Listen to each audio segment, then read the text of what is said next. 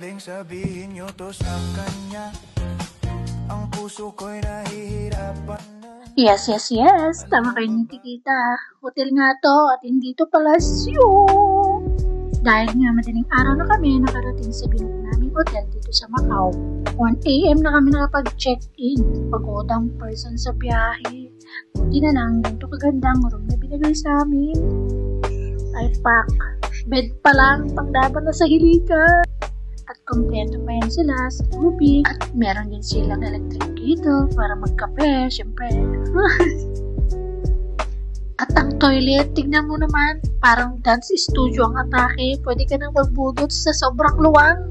Kompleto din ang toiletries, wala ka nang ibang dadalhin. Gamit mo na lang panggala, nanay, pero hindi magpa-share ka.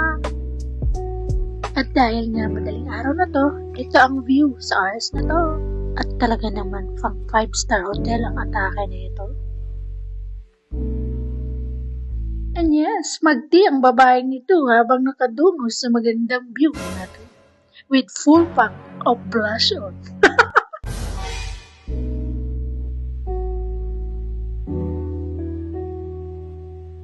At hindi lang yan guys, pagpasok mo sa hotel na to, meron na din mga kainan like Five Guys, at Chinese restaurant, meron din silang sinihan, pharmacy, at mini groceries.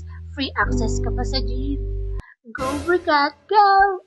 At sa infinity pool nila, tingnan mo naman yung view. Sarap mag-relax dito, right?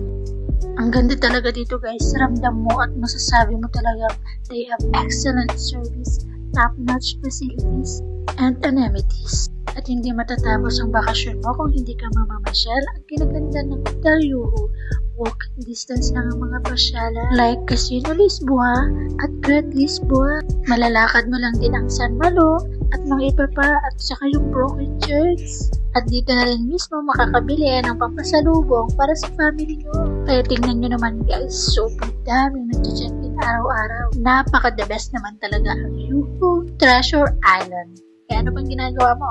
Book na!